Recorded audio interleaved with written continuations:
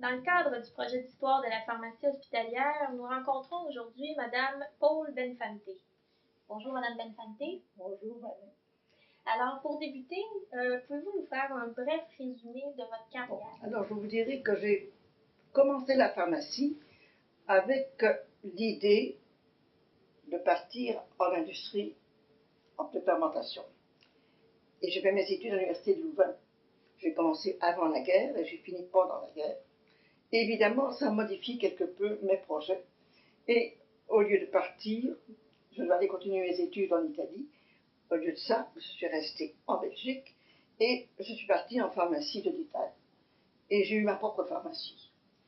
J'ai ouvert donc une pharmacie au littoral belge et ma famille étant partie pour le Canada, rester toute seule là-bas, ça ne me disait pas grand-chose.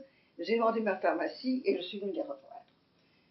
Et à ce moment-là, j'avais l'espoir d'être acceptée. D'abord, tout ce qu'on m'avait donné comme enseignement, j'étais acceptée au Québec.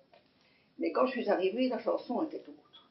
Alors, j'ai eu toutes mes équivalences, parce qu'à ce moment-là, les études de pharmacie à l'université étaient 3 ans, et moi j'avais 50 études, fait que j'ai eu mes équivalences, et malheureusement, le collège ne nous a pas acceptés.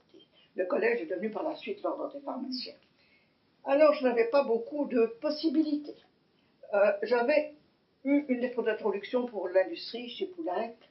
Le directeur Poulenc m'a répondu, on ne prend pas de femmes. Ah bon? Alors, je me suis rabattue sur l'hôpital et j'ai eu la chance d'être acceptée à l'hôpital Notre-Dame. Il n'y avait pas de pharmacien à l'hôpital Notre-Dame et j'ai donc été la première pharmacienne laïque dans un hôpital canadien-français, un hôpital francophone. Oui. Et il y avait des pharmaciens et des pharmaciennes dans les hôpitaux anglophones et les hôpitaux francophones avaient des religieuses qui étaient pharmaciennes. Il faut reconnaître qu'il y avait pas mal de bonnes pharmaciennes dans les hôpitaux.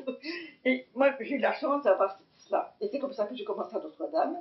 En 1948, il y avait une religieuse qui était responsable, mais j'ai pris la charge de la pharmacie en 1949, fin 1949.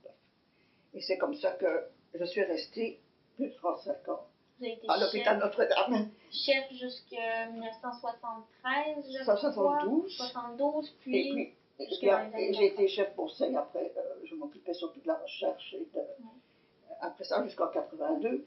Et en même temps, j'étais professeur à l'université depuis 62 jusqu'en 82.